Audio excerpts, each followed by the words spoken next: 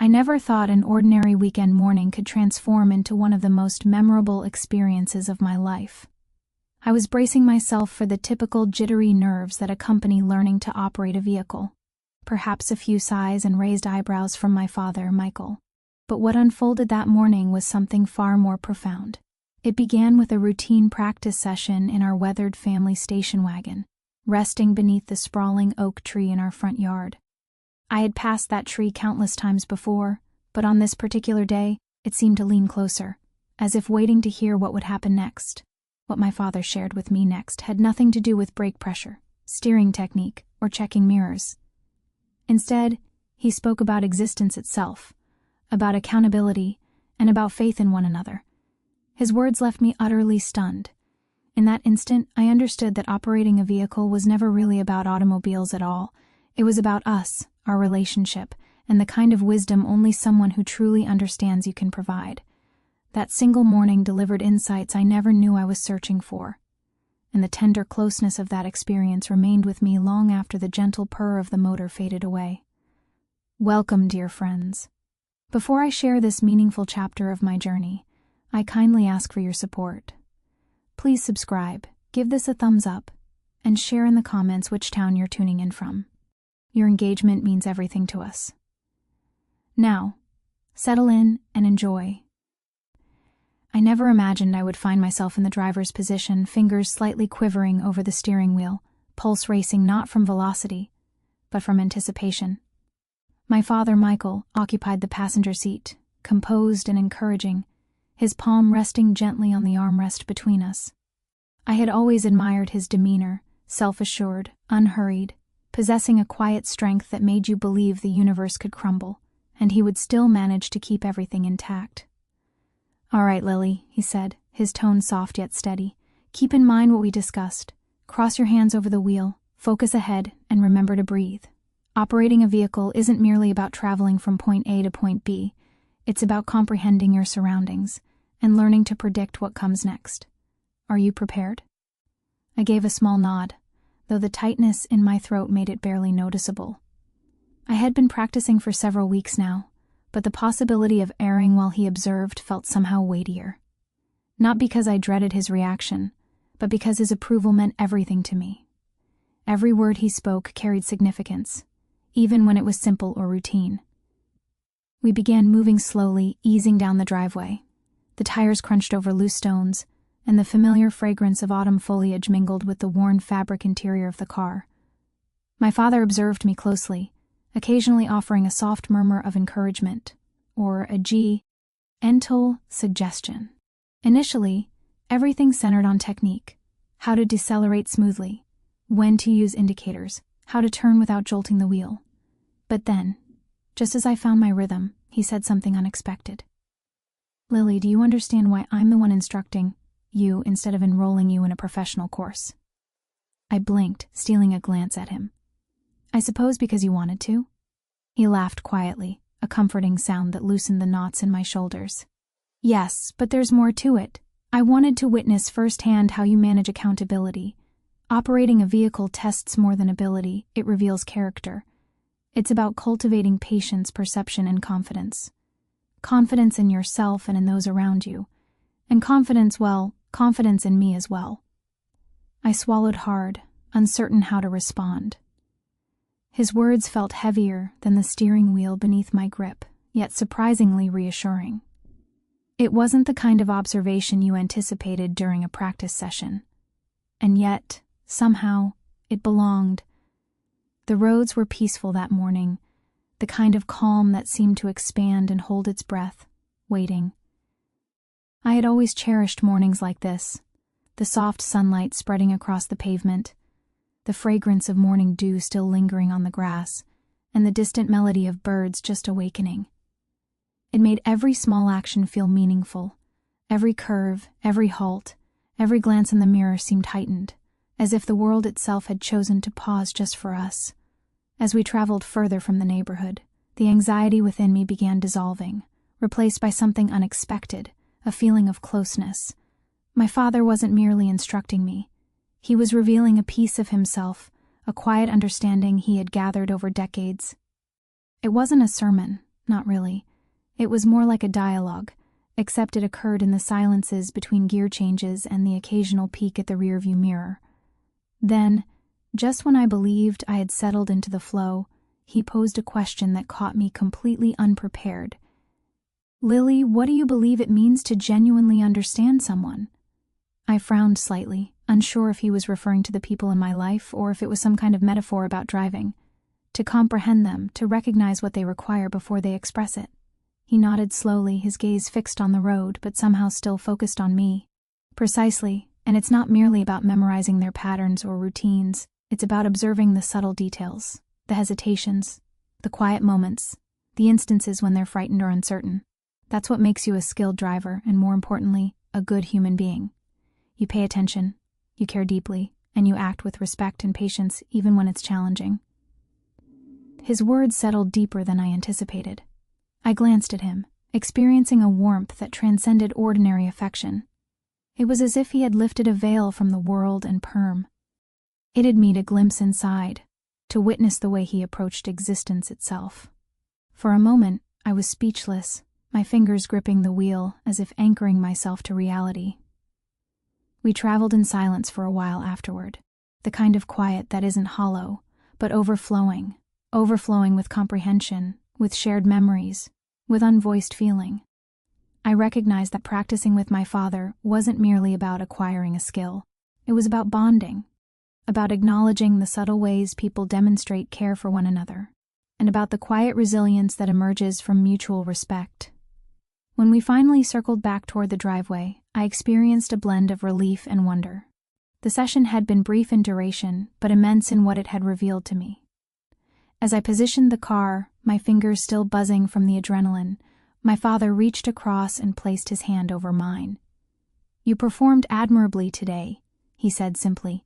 "Better than you realize." I looked at him, searching for any hint of criticism or condescension, but discovered none. Just confidence, just satisfaction, just a quiet devotion that didn't need to be announced or displayed. It simply existed, constant and unshakable. And in that moment, I grasped something significant. The teachings that matter most aren't always the ones we anticipate. Sometimes they arrive wrapped in the mundane, in the rhythm of an engine, in the crunch of gravel beneath tires, in the soft, unwavering voice of someone who comprehends us better than we comprehend ourselves. As we stepped out of the vehicle, the sunlight catching the edges of the oak leaves, I knew I had uncovered something essential. Not just about operating a car, but about existence, about faith, and about the depth of my connection with my father. That morning, behind the wheel, I didn't just learn to drive. I learned to observe, to hear, and to appreciate the quiet authority of understanding someone completely in ways language alone could never express. And for the first time, I comprehended that some teachings, though silent, subtle, and unexpected, are the ones that remain with us forever. I never imagined a single morning could alter the way I perceived my father, but the more I reflected on that experience, the more I recognized I hadn't just learned how to manage a car. I had witnessed a part of him I'd never observed before. The following day, the echo of his words lingered, twisting in my thoughts like the winding paths we had traveled on. I found myself rising earlier than usual, restless, replaying every glance, every pause, every soft chuckle he had shared with me. Later that afternoon, I suggested we go for another practice session. Part of me wanted to demonstrate I could handle the vehicle independently. Part of me yearned for the quiet closeness of our conversation from the day before. My father agreed with a gentle smile, the kind that made me feel simultaneously small and deeply understood. We parted the driveway, the car's engine humming like an old companion greeting us. The roads were quieter now, the sun hanging low in the sky, casting golden light over the familiar neighborhood. I felt a strange mixture of ease and apprehension. Ease because we had shared something meaningful yesterday, and apprehension because I had no idea what new revelations awaited me today. "Lily," he said after a few minutes of traveling, breaking the silence that felt almost sacred. "Yesterday I attempted to teach you more than just how to steer. Did it feel that way?" I hesitated, unsure how to articulate the whirlwind of thoughts in my mind. "Yes," I finally said. "It felt like you were showing me something larger about existence, about noticing people, about paying attention." He nodded, and I noticed the faint crease forming at the corner of his eyes as he smiled. Exactly. There's something about operating a vehicle, about accountability and awareness that mirrors how we navigate life. Every choice, every hesitation, every careful glance, it matters. And sometimes it's not the obvious things that make the biggest difference. I glanced at him, struck again by how much he seemed to perceive, to understand, not just the road, but me. It was unsettling and comforting all at once. I recognized how little I had known about the depth of his thoughts, his reflections, his quiet methods of instructing me without ever raising his voice. We traveled further than usual past the familiar neighborhood streets, and into the older part of town where the roads curved unpredictably, and the trees leaned over, forming leafy tunnels. I could feel my nerves rising. The roads were narrower, the turns sharper, the houses older and slightly leaning like they harbored secrets of their own. "You're performing well," he said suddenly, breaking my concentration. "Do you know why?" I shook my head.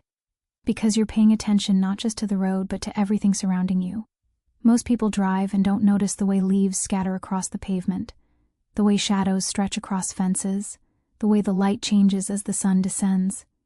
But you perceive it, and that's important. Not just for operating a vehicle, but for existence."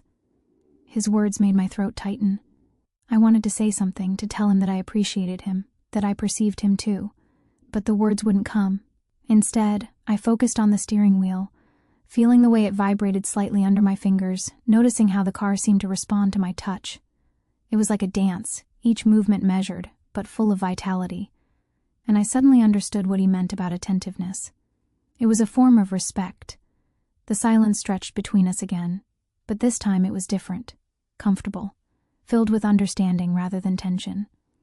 And then, just when I had begun to relax, he said something that made my stomach drop. "Lily, there's something I've been meaning to share with you. Something I haven't said because I wasn't certain if you were prepared to hear it." I felt my hands tighten on the wheel, unsure whether I wanted him to continue. But his voice was gentle, patient, unwavering. The kind of voice that made you have faith in him without question. "You're going to encounter moments where you must make decisions rapidly, where the wrong move can cause regret, and the right move requires bravery. And sometimes the most important teachings don't come from what I tell you. They come from observing, listening, and having faith in yourself. That's something I've learned the difficult way." I swallowed, feeling the weight of his words pressing down gently but insistently. There was a gravity to him I hadn't noticed before, a quiet intensity that made every word feel like it had been carefully selected. And then he surprised me. "Lily, I have faith in you. I have faith in you to perceive what's important, to care for the people and things that matter. That's why I'm instructing you to drive myself, because I believe in you and I want you to believe in yourself too." I blinked, my vision slightly blurred. Not from tears, though I could feel them threatening, but from the realization that this was more than a practice session. It was a transfer of conviction, a passing of a torch that carried affection, respect, and faith in equal measure. We continued traveling. The world outside blurred slightly as I tried to process everything. The roads were no longer intimidating. They felt alive with possibility and with teachings hidden in the ordinary.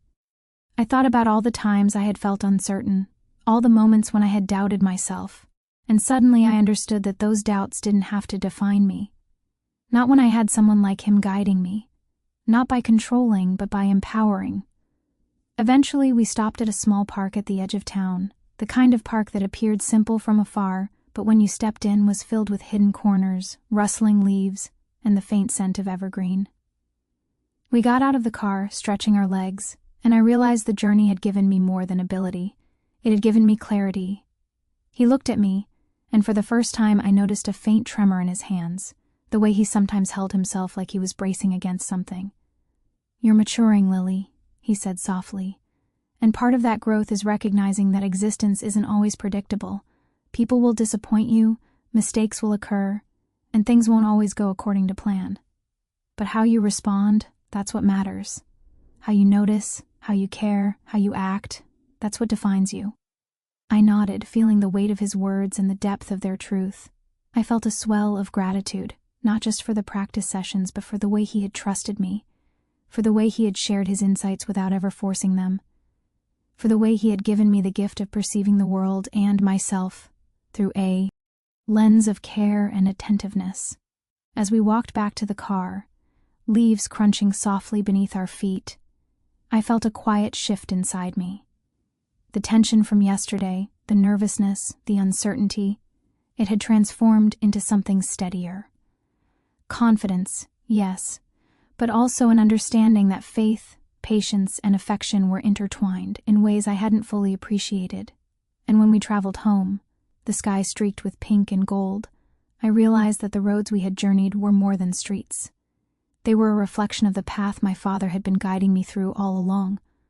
A journey not just towards ability or independence, but toward understanding, compassion, and the kind of quiet courage that stays with you long after the engine has stopped. That evening I sat in my room replaying the experience in my mind, and I understood something profoundly simple yet powerful. The most important teachings often come when you least expect them. In moments that feel ordinary, from people who care deeply and perceive more than they let on. And I knew without doubt that I would never forget the way my father had spoken, the way he trusted me, and the way that journey had quietly reshaped my understanding of myself and the world around me.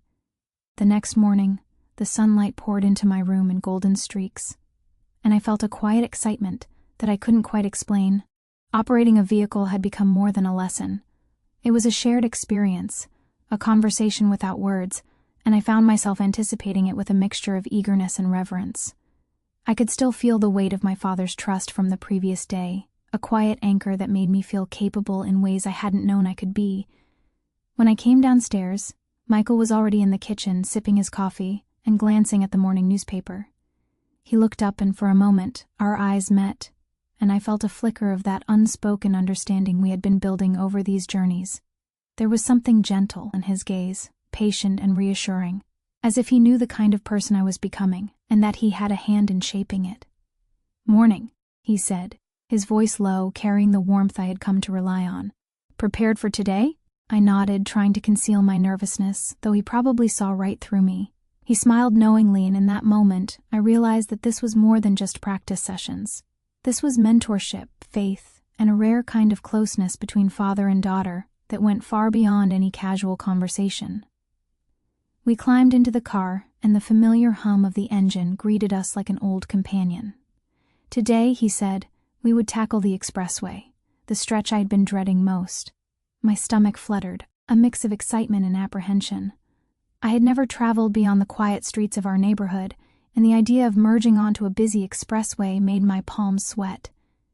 "Lily," he said softly as I pulled onto the entrance ramp, "remember what we discussed. Operating a vehicle isn't just about control. It's about awareness. Observe the cars around you, anticipate their movements, and have faith in yourself to make the right decisions. You've got this." I took a deep breath, feeling the wheel under my hands, the familiar vibrations of the car, the way the road stretched out ahead, and then, as we merged, I realized that I was prepared.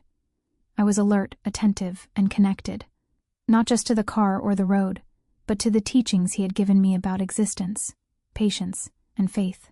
Traffic flowed steadily, and at first I focused on the mechanics, lane changes, mirrors, signaling. But as the minutes passed, I began to notice the world around me in ways I hadn't before. The sunlight glinting off a car's hood, the rhythm of tires on asphalt, the subtle changes in speed as drivers adjusted to one another. It was as if my father's words had opened a new layer of perception, a way of moving through the world with awareness and empathy. Then, as we cruised along, he said something that made me pause, my hands tightening slightly on the wheel. "Lily, do you understand why I've been so intentional about these journeys? It's not just about learning to travel safely. It's about preparing you for existence, about giving you confidence when you feel unsure, teaching you how to anticipate challenges, and helping you have faith in yourself. And more than anything, it's about showing you that I believe in you even when the road gets complicated." I swallowed, feeling my throat tighten, emotions rising in a tide I hadn't expected. There was so much affection and pride in his voice, tempered with the kind of gentle authority that made me feel both protected and empowered. I do have faith in myself, I said, my voice barely above a whisper. And I have faith in you. He smiled, a quiet, satisfied smile that made my heart ache with gratitude. Good, that's all I need to hear. We traveled in companionable silence for a while, the rhythm of the expressway matching the quiet pulse of our understanding. And then a moment arrived that I will never forget. A sudden merge, a car cutting too close, and instinctively I adjusted the wheel, slowed slightly, and signaled just in time. My father glanced at me, his eyes wide with surprise and pride. You handled that perfectly, he said, his voice a mixture of awe and approval. Exactly the way I would have done it. I felt a rush of relief, but more than that, a surge of confidence. It was a tangible moment, proof that I had internalized not just the mechanics of operating a vehicle, but the teachings he had been giving me all along, the awareness, the patience, the faith in myself.